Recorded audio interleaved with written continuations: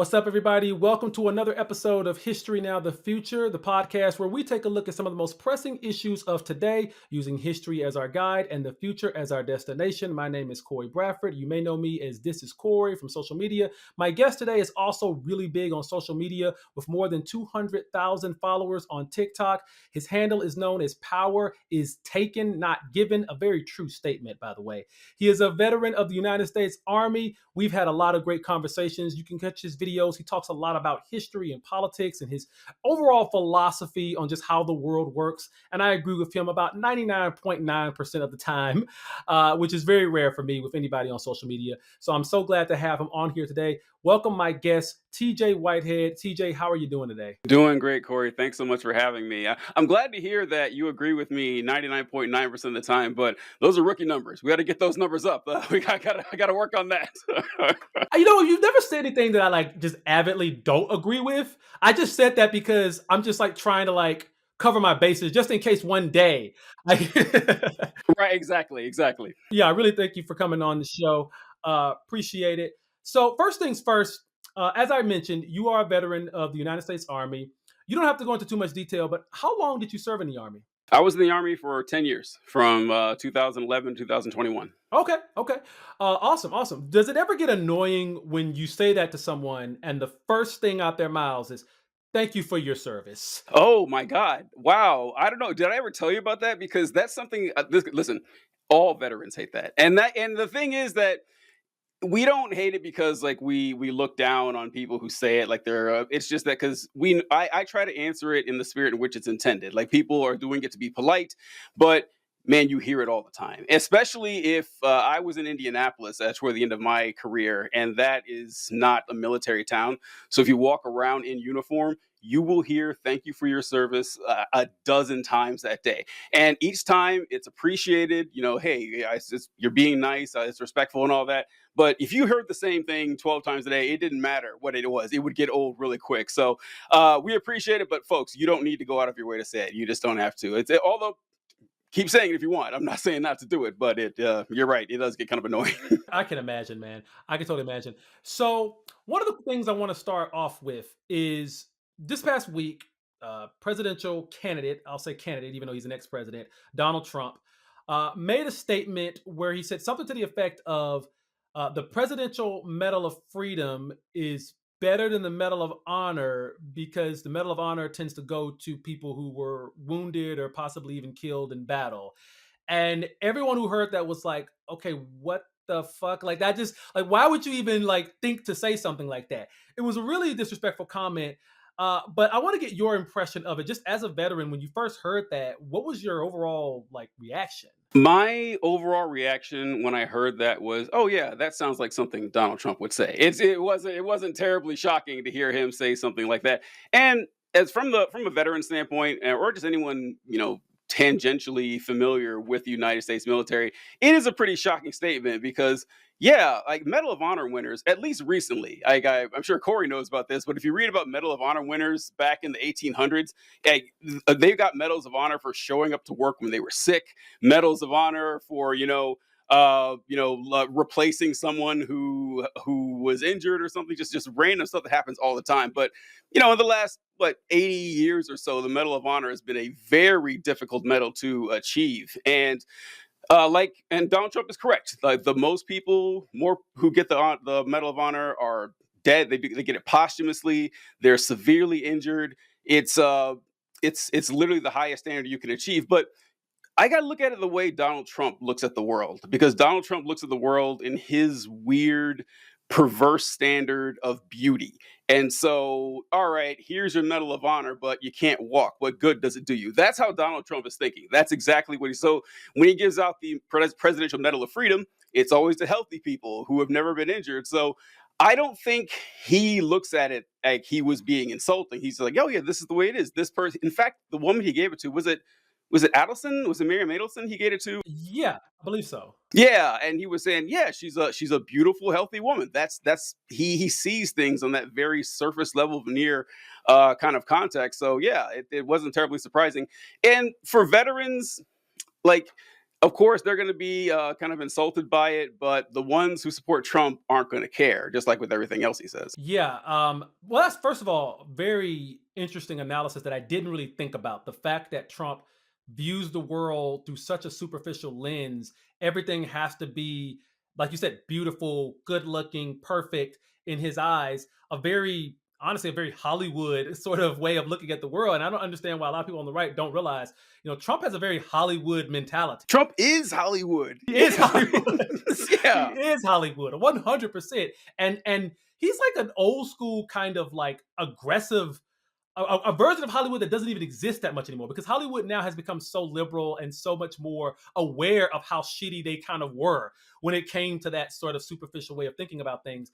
And Trump is still like that. He's like a very 70s, 80s kind of Hollywood mentality. Man, when you said that, that's so funny. That's exactly what I was going to say. Because when I think old school Hollywood, I think of 50s Hollywood. But when I think of Trump, I Yeah, think 80s Hollywood, the worst possible exactly. version The of Hollywood. worst. Just like, I mean, Ronald Reagan was 50s Hollywood. You know, he was president during Yes. 80s, but man, 80s Hollywood was just, coke and lavish. Just got, you know what? Mar-a-Lago is a great example of the Oh, tawdry yeah. nature of 80s style Hollywood. Because if you've ever seen pictures of Mar-a-Lago, Mar-a-Lago, for those of you who are unaware, is the resort where Donald Trump lives in Florida. Legally, he can't call that his call that his residence, but he lives there anyway. First off, living at a resort, it's lame as hell. Like, why are you doing that? Like, who would want to live at a fucking resort? And but if you've seen pictures of it, it's just plated in gold all over the place. It is the most vile, disgusting, like offensive version of beauty you could possibly think of. It's like if Tony Montana was like 40% less cool and became president of the United States, he would look like this. It would just be this ostentatious display of the most like vile like a bacchanalia you could possibly imagine, and that's Mar-a-Lago. That's how Donald Trump sees the world, and it's strange. Yeah, it's really weird. It's so gaudy, and like you said, that's a perfect analogy, the Tony Montana thing, because when I think of 80s Hollywood, I think Scarface, because that movie indulged in all of those excesses to the highest degree possible. And that is Donald Trump. That is his life. That is and that's when he became a popular, notable figure in America, was in the 1980s. Yep. And so I think he's just like perpetually stuck in that time period and stuck in that mentality. You know what? It's the weird thing is though, I think we all kind of end up like that in a weird way, Yeah. kind of stuck in your heyday. Yeah. It's like how like the most popular music that I can think of is music from the late 90s, early 2000s, and that's like, oh, that's good music. And then the music now, kids these days are listening to these streams on Spotify that are a minute and a half long. They're barely songs at all. And I was like, oh yeah, this is old man mentality here. This is a and Donald Trump just happened to be, a billionaire back in the 1980s. And so his idea of the standard of what life should be is what a 1987 billionaire would think. And he hasn't changed from then. And then he won't. He's going to die this way. Hopefully sooner rather than later. Hope I don't get in trouble for saying that. Well, I'm gonna say TJ said that. I didn't say it. TJ said it just to cover all our bases there. Two things. One, I feel personally attacked because I was just thinking about this the other day. Me and my brother were talking about it. He's about the same age as you, and it's just like we were talking about the songs that we listen to, and it's all early 2000s. We don't Mhm. like we try to listen to some of the new stuff, and every once in a while you hear something that's okay. But it's like when I find myself listening to a playlist, like well, it'll just be all like 2001 or two, and I'm just thinking like, yeah, this is it. And then some kid will be like, oh yeah, that's old school. That's old school music. I'm like, no, it's not. Old school is 80s. Old school is 70s. And they're like, no, no, no, no. Old school is 2005. And I'm like, well, I just stick a fork in me. I guess I'm done. Yeah. And Yeah. and the second thing that I want to speak on real quick that you said, the idea about just getting stuck in a certain time period. There's a Jerry Seinfeld joke about that, where he basically says, you could tell what the best year in someone's life is by the way they dress, because most older guys, they pick a year that was their best year Mm. and they just stick with it. And like you just see them perpetually dressed as that year for pretty much the rest of their life. And I think that's right, because some of my friends from high school, I see them and I'm like, you're still wearing jerseys like it's 2001 or something. You're still wearing throwback jerseys. Oh, You're still oh, you're still dressed man. like Man, that's an underratedly horrible time period for fashion too. Like the 70s and the 80s get a lot of flack, but Yeah. man, like there's a great video that you guys can watch of it's like the 2007 NBA draft or Oh something. God, And yes. oh my, I how did we not notice how awful that looked? Like all their suits look 4 sizes Oh too my gosh. big. They're like They just it is square. Yes, they're boxes. They're like that Kanye West video where they're all boxes and everything. That's what every like the guy's 6'7", 205, and he looks like a he looks like a Minecraft character. Like it is some wild stuff. That is a terrible time period to pick, folks. If you hit your stride during the early Obama years, change up your style immediately. It's Oh pretty man. bad. You got to do it. I realized it a couple of years ago. I was looking at myself and I was like, I have a younger half brother who is like 20. And I went to him and I said, just show me what you guys do. I got to do something in between. I'm not going to quite dress like you, but I got to do something in between because this isn't the do rags. This is not working for me anymore. The It's two. not working. Well, It's so just, this is. I'm sorry. This I don't want to get you off course here, but I know this wasn't going to be a fashion no, conversation or whatever. But you're it's good. funny. Like I always tell people that, look, as you get older, you should always try to dress about 10 years younger. That's There what you you go. kind of want to go There for. you go.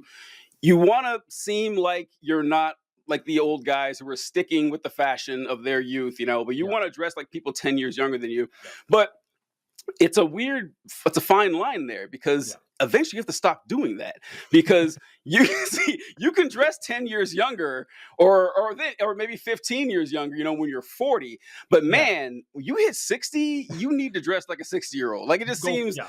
Yeah, it's so I don't tell a lot of people this, but I have a couple of spots of gray hair, like right, down here. You can't see it because I dye it. I dye like the bottom of my beard here because I refuse to accept aging. And that's another dangerous game because I can only do this for so long. Because, like having a 40-year-old face with 30-year-old hair works, but you can't have a 60-year-old face with 30-year-old hair. Then you like those Saudi princes who are like 75 and they got jet black beards. You don't want to be that guy. So No, there's like don't a want to be that window guy. you have to hit there to kind of Yeah. make it work. 100%. Well, first of all, you don't have a 40-year-old face, though. That's the first thing I want Okay, to tell you, people. well, flattery will get you nowhere. I'm just saying, just objectively speaking, 30, 34 or 5 maybe, but 40, I don't think so. But going back to the Trump military thing for a second, this is not the first time he said something like that. He has Yep. made many, many statements where he's just shown a complete disrespect and disregard for the armed forces. Last year, I was on Twitter. I'm not on there anymore, but last year I was on Twitter, and Trump had just made some statement where he said something to the effect of, "Our military is a bunch of losers. We can't win a war," or something like that. And and like you said, Republicans will bend over backwards to defend anything he says, no matter how insane it may be. And this one guy chimed in and said, "Well, you know what? The U.S. military hasn't won a war in my lifetime, so maybe he's right." And when I first heard that, I said, "This guy, who is this asshole?" And then I started really thinking about what he said. I started really considering it. I was like, "Wait a minute here," and I started really, really thinking about it. And so the question I have for you is: has the United States won a war in your lifetime?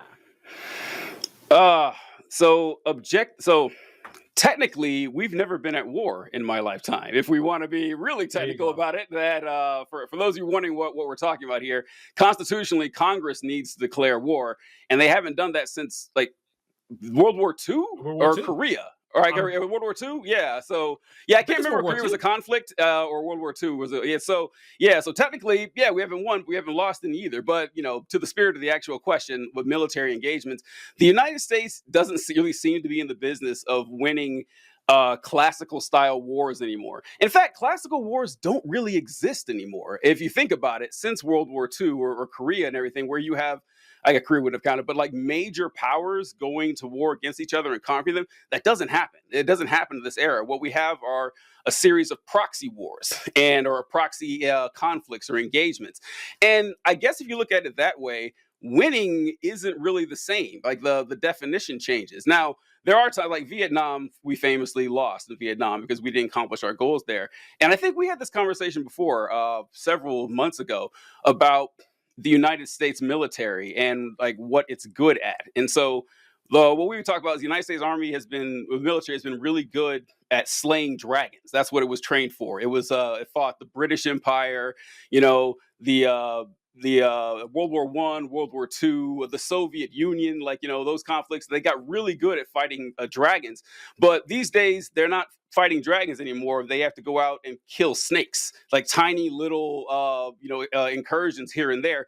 And the army isn't really built to fight snakes; it's built to fight dragons. And so, get judging it on a curve like that, I guess it's doing all right. But it's still the funny thing is, it's still by far and away the best military and the most well funded, the most ubiquitous. There's 800 military bases around the world. So the goal of the military isn't really to win major conflicts, but to honestly subdue the will of the global population with the threat of violence that can inconvenience them, just destabilize their economy, cause refugee crisis, humanitarian issues. The threat is enough to kind of get what we want, and they usually do. Yeah. That is probably one of the best analogies that I've ever heard about the dragons and snake analogy. That is a perfect analogy for what the United States military has been engaging in, probably like you said, since World War II, honestly, since Korea, since that time period. Um, why do you think it is? Because you're a veteran and you are, generally speaking, I think it would be safe to say you're on the left. It's Politically, I mean, I safe to think that would be say. safe Safe to to say. say.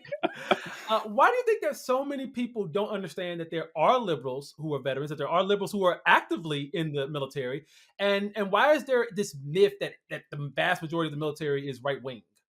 That is a really good question because it's true. If you ask, like, I would say your general population would assume that 80% of the people in the military are conservative Republicans, and the military is majority conservative, but it's like 60-40, 55-45. It is not nearly as much as you would think.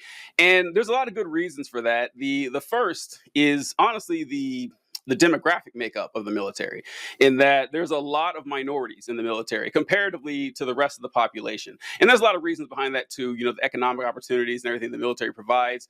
And also, I have a hard time understanding how people can be in the military and not very quickly figure out the value of social welfare programs. I have no idea how, because one thing with the military is that people talk about how soldiers are underpaid and everything, and soldiers don't make a lot of money as far as their base pay. Like if you join in as a private, your base pay it's probably a little more now, but when I got out, it was like $18,000 a year for now. Wow. Now I know that's now it's Huh. that's that. I'm like, wait a minute, what? So that is your base pay. However, there are other payments involved. So if you come in as a private, you're getting free room and board. You're getting your barracks, and so you don't gotta pay for rent. And then you get BAS, basic allowance of services, which is I remember it was like $360 a month that you get for your food. Well, I guess not. Privates don't get that because they get fed at the barracks, at the dining facility. And then you get some more ranks, some more seniority. You get a basic allowance for housing, and then your BAS. So, and then you get special duty pay. So you stick around a few years, and your base pay might only be $2,500 a month, but all your other pay also comes out to about $2,000, $3,000 a month, and so it kind of evens out that way. But when you notice that you get free health insurance when you're in the military, which is pretty good. I know people talk bad about it a lot of time, but honestly, comparatively, fighting with insurance companies and not getting coverage, it works out pretty well. That everyone gets paid the same at your rank, no matter what your job is. Your base pay change. Now your incentive pay changes based on different things, but a lieutenant working in finance gets the exact same base pay as a lieutenant working in combat. It's the same thing. The programs they have available to help with your bills or your emergencies, family care, child care, it's everywhere. Like the military takes care of a ton of stuff for you, and you start realizing, oh my god, like this is actually helping people a lot. Why should I get this just because I'm in the military? And other people, because what people will try to argue is that, well, when you're in the military, you give up a lot of rights, you risk your life for service. But Look, every job takes sacrifice, every single one. There's plenty of people who have more dangerous jobs than your average soldier. Like if you look up the most dangerous job in the United States, military is not on the top five. Like it's stuff like fishermen and roofers and stuff like that. So yeah, I just think that, and honestly, being in the military and traveling around the world, interacting with different cultures, and seeing and recognizing that the United States military isn't there to defend freedom as much as it is to be the muscle arm of multinational corporations, you start to realize how these things kind of click together. And I don't see how there aren't more people on the left. Honestly, like it's surprising that it's not everybody after they go what they've been through. Yeah, no, 100%. One quick comment on that about how dangerous it is to be in the military, and maybe this is something that you noticed. I saw, I can't remember what years it was from. It may have been from 2010 to now or 2000 to now, but it was actually comparing how many U.S. troops died in. Well, actually, it was talking about how many U.S. troops died. Period, and actually, suicide was the highest. Was Hmm. the highest actual cause of death. It wasn't even in battle, but it was taking a look at that number compared to how many Black women died giving birth, and the Mm. number of Black women dying giving birth was higher than the number of people who actually died in the armed forces during that certain time. I can't remember if it was 2010 to now or 2000 to now. I think it was 2010 to now, if I'm not Wow. mistaken. And so, yeah, it was more dangerous in that period for a Black woman to give birth than it was to join the armed forces. So, Wow. I yeah. Yeah, I didn't know that. I knew that the maternal mortality rate for Black women, especially, was incredibly high. Mhm. And I guess that it does make sense because when it when I was in the military, I remember them talking about this, about your odds of dying. Now, listen, there are Mhm. plenty of dangerous, things that Yes. happen in the military all the time. I'm not trying to undercut the fact that actual reality, but when you compare like what happened, so I'm trying to remember the actual stat on this. That in Vietnam, Mhm. they kept like a tally of people killed in combat versus people killed in the military in accidents or whatever, and the combat deaths were a lot higher. But in modern conflicts, we kill more of our own soldiers than the enemy kills, Wow. especially, yeah, and that was back in the 2010 era. I Mhm. Mhm. remember it was kind of like that.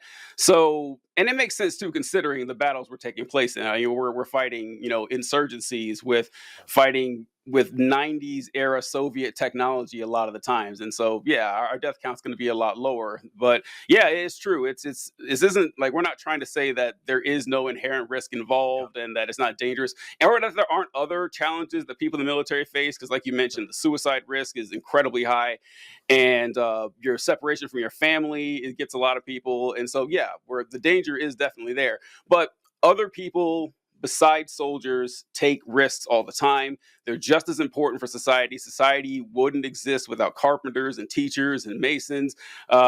It could do without TikTokers. I guess I don't. They don't need that. But I mean, most people do take some sort of advantage, or offer an advantage to the United States, and they should be taken care of too. Because if Yeah. one of us is weak, then we're all weak, as far as I'm concerned.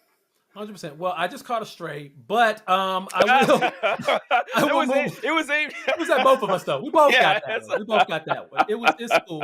It's cool. But no, I was actually thinking about that the other day. I was like, man, I should have became an engineer because just being a TikToker as a career, I don't know how much longer. I don't know how much longer this is going to be sustainable. But I can pay for a degree to do something else. There you Maybe go. that's There how you we go. maybe that's how we do it. So let's move on a little bit to like what's been going on in the 2024 election. One of the craziest elections that I've seen in my Yeah. lifetime. My introduction to elections was the year 2000. That was the first one I remember, and I was a very young kid, but I remember paying attention to that. And that one didn't make a lot of sense to me. I was like, we don't know who won yet. What is this? I don't understand. It was a month before we knew who won, but this is just almost just as equally, if not more, insane because of everything that's happened. So with Joe Biden dropping out, Kamala stepping up, as someone on the left, as a Democrat, what has been your overall impression of Kamala Harris as she has stepped up to become the presumptive nominee? Look, wow, that's great because Coming in hot. I yeah, coming in hot, yeah, because I've been very famously on the record as not being terribly impressed with Kamala Harris for Same a here. long yeah, same okay, for a long time. I mean, my first I was aware of her before she Yeah. ran for, the Democratic nomination back in 2020, 2019, or whatever. I was aware of her, and then I remember her releasing her campaign commercial when it kicked off, and I hated it. I still remember the commercial. It was all like, it was all, we're Americans. We support the best part. Like, we need to stand by the better angels of our nature. Like, no policy whatsoever. I said, this is disgusting. This is. Then again, it wasn't super different from most other campaigns. But that so she started off on the wrong foot with me, and then when she became vice president, I would see the speeches she would give and the interviews she would give, and I mean, she looked like she was on something. Like, she looked like she was just like she was spaced out and weird. And I was like, this is awful. I was so like down on her. So when Biden went out and had the worst presidential debate in history, I'm comfortable saying that. I can't imagine seeing a worse debate than that. Well, everyone said, okay, this is probably not going to work. They replacing Biden is probably a good idea. Of course, you're taking a gamble when you try to pick somebody else, and we don't know how that's going to work. And before it has it, it's kind of got to be Harris. She's the only choice that made sense to me, and to get as least complicated as possible. And I didn't know how well she'd perform. I was just hoping that she'd be slightly better than Biden.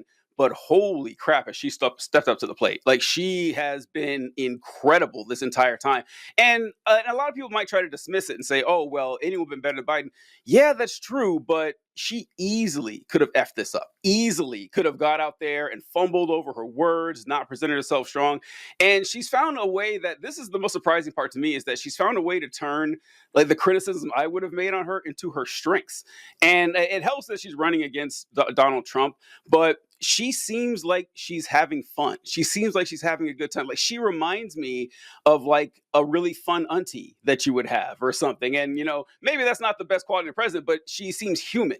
And juxtaposing that against Trump, she's going to win that 10 out of 10 times. And there's been such a like a down feeling in the population. Like, how many times have we heard over the past few years, oh, I can't believe that we got to choose between this old guy and this old guy.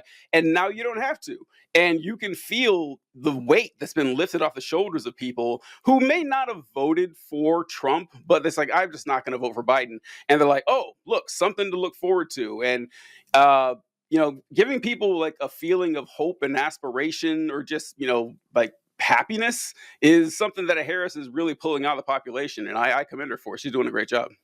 Yeah, I mean, first of all, 100% agree with everything you're saying, because I had the same impression of her when she ran in 2019, 2020. I really disliked her, and it was mainly because of the thing you just said. There was no policy, there was no meat or potatoes to the dinner. I remember she performed in a debate, and they asked every candidate, just give me like the one thing that, if you, because like they were saying something to the effect of, most presidents get like that one major piece of legislation, that one major thing that they're known for. For Obama, it was Obamacare. They were going through like the different things. What would be your major thing? If you could just have one, what would be your major thing? So they go through all the people. I think Bernie Sanders was like, some gonna dismantle the private health insurance or something like that. And I was like, okay, go for it. And then Joe was like very like angry. He was like, I disagree that all Obama did was Obamacare. He was like, we did a bunch of stuff, and he was like kind of on the offense. And then they got to Kamala Harris, and somebody before her said something, and she literally said, I like that last answer. I'm gonna go with that one. And I don't I'm like, remember that. what? That's funny. I was like, what? I'll find a clip of that and put it in here. But I was like, really? And I like, and she did it, and she did it in this really kind of like laughy kind of. I'm just gonna go with that one. And it was all the things you just said. She was just very unserious and very just. I was just very lackluster, and I was very much so not impressed with her. And like you said, it's been a night and day as Yeah. far as even just her vice presidential performance. It's been night and day. Every rally that I've seen her at, she's clear, she's focused, she's driven. It feels like a different person. It feels like we're watching a very different person from the one that we've seen be vice president for the last 4 years. Um, Now, how do you think that Donald Trump and his campaign has taken this? Because I think they've taken it not very well. I saw Donald Trump the other day literally say, I miss Joe Biden. What happened to Joe? They stole this from Joe. They stole the election. He's talking about a stolen election again, but this time they stole it from Joe. And he was like, I think he still could have won. He was literally like, I think he still could have won. What are we doing here? I'm like, what do you think is going on here? Why is Donald Trump all of a sudden become a big Joe Biden fan now because he has to face someone like Kamala Harris? Yeah, Donald Trump is acting like a guy who was broken up with by his girlfriend. He's like he was just dumped, and he just cannot get over the fact that his girlfriend dumped him. That's what he's acting like. He misses Joe Biden so much. And so what people have been saying, many people are saying, as Donald Trump would would say, is that he is mad because he thought he had a good shot at beating Yeah. Biden, and he thinks it's unfair that he spent $100 million against Joe Biden. Now he has to start all over again. Yeah. And why aren't you guys as mad about this as I am? And that's what I always thought, but I can't remember who said this. I wish I could give him credit, but someone was saying that another unknown or unrecognized aspect of this is he wanted revenge. He wanted revenge, and now he Yeah. can't get it. Like like Donald Trump lives off pettiness, spite, and there is no slight too small for Donald Trump. In fact, that's the reason he ran for president in the first place, is because Yeah. Barack Obama insulted him at that dinner, you know.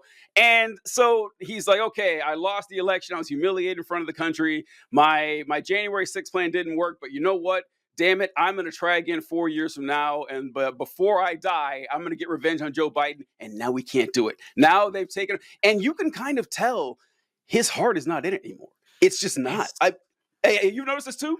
100%. First of all, so many people don't know that White House Correspondents' Dinner in 2011 is the only reason why Donald Trump ran for president. Yep. So many people don't know that. So I'm glad you brought that up. But second, yes, 100%. I was watching him the other day, and he was just like going through the motions. He was like not really into it. He was saying a bunch of random stuff, and he's like you said, he's not into it. It's almost like, well, I don't get to beat that guy now. Why am I even doing this anymore? Like, Yeah, yeah. Like how much so even when Donald Trump was running back in 2015, 2016, I wasn't convinced Donald Trump actually wanted to be no, president of the United States. I was never convinced of that. And I don't think he expected to win. I mean, no. no one really did. And then he won. He's like, "Oh, hey, this is great." And so like the winning, like the rubbing it in people's face is the only thing he actually cares about. And now he doesn't get to do that. So what, let's say he beats Kamala Harris. He's like, okay, great. That's not what I wanted. I guess I'll be president. He will be bitching about Biden not running until the day he dies, whether he wins this election or not. And yeah, that's what I think about it. I think that, he has the entire Donald Trump presidency and the entire Donald Trump movement, which I hate to do this because I don't want to make it sound like I'm saying something I'm not, is that the Republican Party is no longer the Republican Party. It's Donald Trump's party. He's completely subsumed the entire identity of the Republican Party. And I'm careful when saying that because it makes me sound like, oh, I miss the old Republican Party. No, the old Republican Party was awful too. I'm not saying it was good, but it's not the same. Like Donald Trump, like he has invigorated a lot of people who couldn't be less interested in actual conservative politics. What they're interested in is being angry at at this group of people, and it's all spite driven politics. How many times do you see like Trump supporters with signs and flags saying Trump 2024, make liberals cry again, F your feelings? It's all about hurting people's feelings and Yeah. just reveling in this, performative sociopathy. It's the entire movement. And Donald Trump is the perfect representation of that. So when you take away his main motivation for hurting someone's feeling, it kind of deflates it. And then, picking JD Vance and everything has made everyone think it's bizarre. It's okay. I know this is this is my interview. I want to ask you about this. Since we're on topic with Trump, John and I do a podcast called the Left Wing Pod. You can check it out on YouTube at the Left Wing Pod. But John and I were talking about this, and this is one of the rare instances where I was incorrect and John was right. So John was saying that he thought JD Vance would hurt the Trump ticket, and I said, nah, I don't think it'll hurt it because your vice presidential candidate. It generally, if it has any effect at all, it'll have an effect on the vice president's home state and maybe getting a bump and trying to win that state. That's the primary goal of it. And other than that, it's pretty neutral across the board.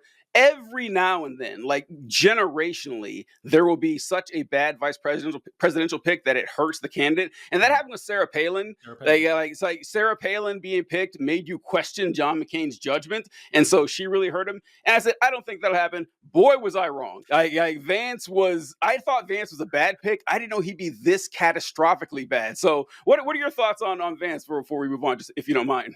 No, I mean, this is actually the very next question I was going to ask you about. Oh, So I'm glad you perfect. brought it up. Yeah, perfect segue there. Yeah, no. When he first picked him, I was kind of like kind of like you, I was like, shit. Like I was thinking in my head, well, that's not a terrible choice because Vance is very, very far right.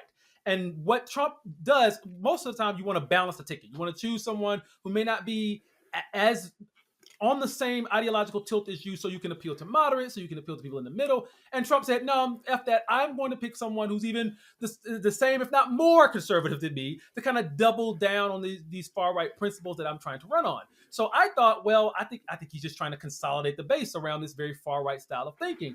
But then I started seeing Vance speak and I started reading about him, and I was like, holy shit, this guy is terrible. Like this guy is absolutely terrible. He's so bad at this. And I was like you. I thought it was either going to help him or be neutral. And in the last couple of weeks, I'm like, no, this is disastrous. And it's almost like I could see if Trump were to win, I could see Vance somehow either under his own accord or getting fired, which I don't think you can fire a VP, but Yeah, I you can see can't. him. I can see him leaving in the middle of the term or something. I can see him having to change his VP or something because I think Vance is upstaging Trump a little bit. I think he's distracting from Trump, and that's one thing that Trump absolutely hates. He hates having anyone take the spotlight away from him. And then two, I think that Vance sees, because he's so young, he's like 39, 40 years old, I think he sees himself as the heir apparent. He's the person who is going to follow Trump because Trump is term limited. He can't run in 2028. And so I think he sees himself as the person who's going to inherit all of this. And that's going to make him, I think, kind of clash with Trump at times. I think there's going to be some tension between the Trump and Vance camps. And I think that's ultimately going to hurt Trump's chances, not only in the election, but I think if he were to win, I think it would hurt his administration greatly. Yeah, yeah. Yeah, I don't know about the future of Vance. I never really thought about that because I just assumed he wasn't going to win, but I never really thought too far. I hadn't even considered that. That's So a pretty yeah, good assumption, honestly. yeah, yeah. If he wins, what happens? Because you're right. Trump can't fire the vice president. The president can't fire the vice president. Yeah, You can't pressure them and make their job hell and like make them want to leave. And yeah. about you mentioned how young Vance is because yeah, he just turned 40 like a Mhm. couple weeks ago, and what made me laugh about Vance because the Trump Veep stakes have been going on for a while now. You had a whole Yeah, bunch of people involved just debasing themselves, trying to kiss Trump's butt, asking to join on, and just I listen. I could never imagine embarrassing myself to that level. There's no job worth that. There's no job worth it at all. Like I don't care if I have a great shot at being president of the United States. No, not like I couldn't look myself in the mirror in the morning if I'm just there supplicating myself publicly to get someone like this or well, I'm not going to talk about Tim Scott, but anyway, yeah, a lot of people people are on that list. A lot of people are on that list and everything. And when he picked Vance, I was shocked because I didn't think Vance was a great pick because I thought there were others that could help him out more. Like, well, Nikki yeah, Haley would have been the best pick, but that was yeah. never going to happen. No, But when I found out, I knew he was young, but he's only actually been in politics for like 2.5 years. yeah. Like he was elected to the Senate like Mm-hmm. it was 2020 or 2020. Yeah, it was 2022. 2022. So yeah, 2022. like only Yeah, 2 years. And so I was like, man, how much does that have to burn the other people who have spent decades in politics that this 40-year-old who has, 10 minutes in office is going to be vice president? That would really upset me. And so you mentioned upstaging Trump. Now, I might differ a little bit on this because, yeah, I think he is upstaging Trump, mhm, but I think that's just because Trump isn't doing a lot lately. He's yeah, he's going to like one event a week. He went to this tiny event in Montana last week, the vital swing state of Montana, and he's up there. So I think that's just a virtue of Trump not really being in it that Vance has to be out there, and there's no like Vance is just like he's real quick. This actually ties into the military thing. So we all know that Vance has been calling out Tim Walz, yeah, who's Kamala Harris's VP selection, and there's this weird, intricate stolen valor thing they're talking about of a couple of different ways. Because one is that he served in the position of a command sergeant major, although he didn't have the official paperwork to be one. Like, who cares? Who cares about that? And then JD Vance talks about how he retired like a few months before his unit deployed after 24 years in service. And Vance says, yeah, well, I went to Iraq and I answered the call for duty. Now, I am not one to ever disparage another veteran's service because actually I should have brought this up when you asked about the thank you for your service part. Thank you for your service. It also makes veterans feel weird because there is like this line, this hierarchy that is in every veteran's mind of your service, because the people who didn't deploy don't feel like you should thank them for their service. And the people who deployed and never left the wire think you shouldn't thank them. People who deployed, left the wire, but never saw combat think you shouldn't thank them. People who saw combat but weren't injured think you shouldn't thank them. And then the people who were injured but didn't die, they feel so. There's no veteran who believes they're worthy of the thank you for your service, which is another. I should have brought that up. That's a very important distinction of why they, because it makes us feel awkward and everything. That question and did you ever kill anyone? Those are the two questions People that I would. actually ask you that? Oh yeah, yeah, it happens. Yeah, so I was sent to Indianapolis on recruiting detail. So this happened with kids a lot too. I would say Yeah. like most adults wouldn't ask that, but kids do ask, and so uh, I know, right? And so there's like I always answered it the same way when someone asked, "Did you kill anyone?" I say yes, but only for food. That was the answer I gave them, and so that always got that reaction. So you just kind of deflected. But so I'm not one to ever disparage the service of any veteran, no matter what they did. Like, hey, you may not have a combat patch, but look, you served. That's cool. But Vance started it, and so I'm going to go ahead and do with JD Vance, where he talks about how Tim Walz didn't deploy to Iraq like I did. I want to point out JD Vance was in public affairs, which is like essentially this. By the way, it is like he wrote art. He went to Iraq for 6 months, and he sat at a desk writing news reports and stuff. And look, if anyone's going to call out another veteran for their service, it shouldn't be a public affairs guy. That didn't. And public affairs guys might see action too. It could happen to anybody, but it didn't happen with Vance. And that wasn't the most surprising part. The most surprising part to me was that JD Vance was in public affairs. Can you? Because I've never seen anyone worse at public affairs than JD Vance. Like the guy is just a charisma vacuum, and so yeah, it's just kind of weird. I don't know what's going to end up with this guy, but I'm glad he's so young. It's interesting to watch what happens to him throughout the decades with his political career, if he has one left after this. Yeah, I'm not sure. The weird thing about J.D. Vance is, he wrote that book Hillbilly Elegy many years ago. I think 2016 is when it came out. I was working in radio at that time, so I had to report on that book a lot because at that time J.D. Vance was not nearly as insufferable as he is today. He was Mhm. he was he was very critical of Trump. He was this guy. He called Trump Hitler. He said he would never vote for Trump, and he was basically using his promotion of the book to try to explain to people why people on the right think the way they do. Why do people in rural areas think the way they do? Explaining like what happened to them because of deindustrialization and all these different things. And he was actually like, making a pretty good run at trying to explain that. And I don't know anyone who personally knows JD Vance, but I've heard a couple of people who sat down with him, who talked with him back in those days. And back in those days, he was always a little weaselly, but he was at least someone who you could talk to, who could come to the middle on certain subjects. And it was like whenever he decided he was going to run for Senate, he just did a complete 180 and said, okay, I got to get some knee pads and follow Trump around like a puppy, or else I won't win this Senate seat. And so ever since then, he took this, well, you'll know this term. He did an about face and decided that he was going to just be something completely different and go in a completely different direction. And that's, I think, is what accounts for why he seems so awful at like public affairs and why he seems so awful at just interacting with the public, because like you said, he is absolutely terrible at it. And I don't know if that gets fixed anytime soon. This does feel like a Nope. Sarah Palin pick. This feels like something that Trump is going to regret. I've heard a lot of rumors that Trump didn't even really want to pick him, but that his sons talked him into this, which would make a lot of sense because I can see Don Jr. just kind of like, yeah, pick Vance, pick Vance. Like this is the guy, this is the guy. Yeah, we got to get Vance. We got to get Vance. Everybody likes him. I'm not accusing Don Jr. of doing Of anything. course I'm just not. Of saying. course not. Yeah, of I'm course just not. saying. I can see that in my head, like in the movie when they make a movie about this. I can see that scene playing out. Um, but I do want to mention something because you brought something up, and we don't have to go too deep into it because we got a few minutes left here. I do want to bring something up because you brought up Tim Scott, and Mhm. we don't have to talk too much about this, but what is the deal? Because I've been doing some research about this. I've been reading books about this, and it seems to be there is this growing number of particularly Black men who seem to like Trump, who seem to like his style, and Trump is in many ways trying to appeal to the Black population way more than he did 8 years ago. And a lot of this is by attacking Kamala Harris and her relationship with Black people, saying that, oh, she used to identify as Indian, now all of a sudden she identifies as Black. I mean, she went to an HBCU, but never mind that. He's trying to say that she's not really Black and all this kind of stuff. Why do you think it is that some Black men specifically are kind of falling for this? I don't think it's a large number by any stretch of the imagination, but I am starting to see it. I see it online a lot. What have you seen this? Have you seen this phenomenon where it seems to be more black men than usual are starting to kind of gravitate towards the right? And if so, what do you think is behind that? Yeah, I think that there is a, a you're not a large segment of the black male population, but a one that you have to recognize, a substantial segment of the male population that does kind of identify with Trump in a lot of ways.